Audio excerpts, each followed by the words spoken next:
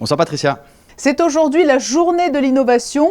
Vous êtes ingénieur de formation, vous avez porté sur les fonds baptismaux Monacotech et vous avez ensuite créé avec d'autres Monaco Foundry. L'innovation, c'est ce qui guide votre parcours et quelque part qui vous donne envie d'avancer et de vous battre pour ceux qui contribuent à l'innovation. Oui, tout à fait. C'est une passion qui m'a guidé tout au long de ma carrière. Tout d'abord en tant qu'ingénieur, créateur d'innovation, en tant que chercheur académique, et puis finalement maintenant dans ma vie, après de créateur de programmes d'innovation, et maintenant de pouvoir aider des entrepreneurs à porter leurs projets, à se développer et à se faire financer. Alors si l'on définit l'innovation, ce n'est pas tout à fait l'invention, c'est plutôt quelque chose qui contribue à améliorer les choses déjà existantes.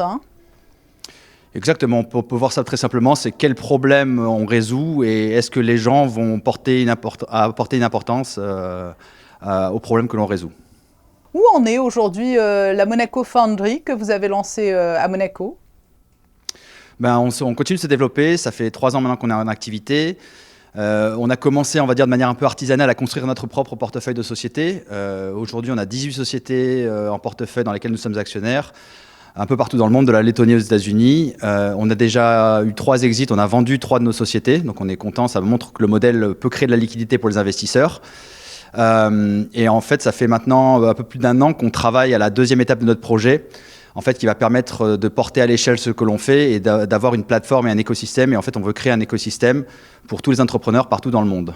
Mais comment sélectionnez-vous les startups que vous recensez, que vous soutenez ?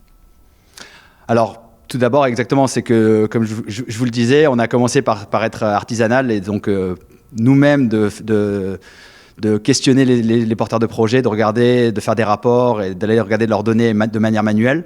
Et en fait, fort de cette expérience et de l'expérience collective de notre vingtaine d'associés, nous avons créé un protocole d'accréditation automatisé où en fait on est capable de manière complètement automatique de créer un prospectus investisseur d'une start-up et de créer un rapport qui va permettre aux investisseurs potentiels ou aux programmes d'innovation qui vont faire la sélection d'avoir un aperçu détaillé des forces et des faiblesses de chaque projet.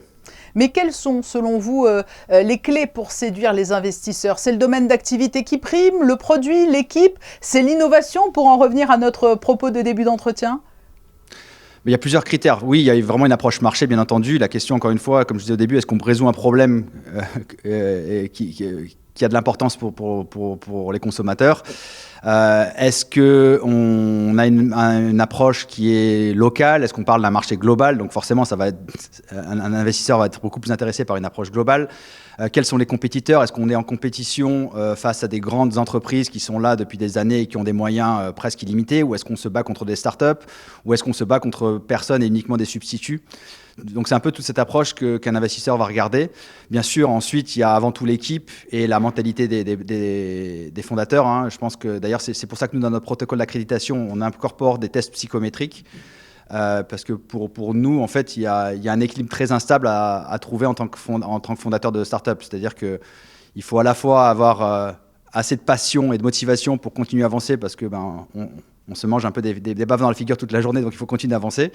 Et en même temps, il faut être assez empathique et se remettre en question constamment pour écouter le bon feedback, savoir manager une équipe, etc. Et donc, c'est presque un équilibre instable, un peu schizophrénique. Et donc, l'idée, c'est de savoir identifier les personnes qui ont les bonnes mentalités pour être porteurs de projet. Après la période Covid, et alors qu'il y a des soubresauts un peu difficiles quand même dans le milieu de la finance et plus particulièrement du financement des startups, c'est devenu plus délicat qu'avant de lancer sa startup et d'obtenir un soutien de la part des investisseurs ? Oui, je pense qu'en fait tout est cyclique. Et là, dans une période un peu plus de crise où finalement l'argent ne va plus être jeté par les fenêtres et ne va plus être déployé parce qu'il doit être déployé. Donc du coup, ça va forcer les investisseurs à être un peu plus professionnels et à industrialiser leur processus d'investissement. Et en même temps, ça va aussi forcer les fondateurs à être aussi plus professionnels et de savoir en fait qu'est-ce qu'attend un investisseur et comment faire passer le message et comment vendre un projet de start-up qui est finalement un produit d'investissement.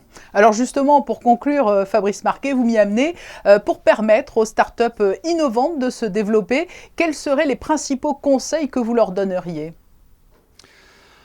Avant tout, de savoir s'entourer. C'est ça qui est difficile en fait, et c'est là où on se rend compte qu'on perd énormément de temps à trouver les bons acteurs. Ça veut dire trouver les bons investisseurs, trouver les bons prestataires de services, trouver les bonnes personnes pour faire partie de l'équipe.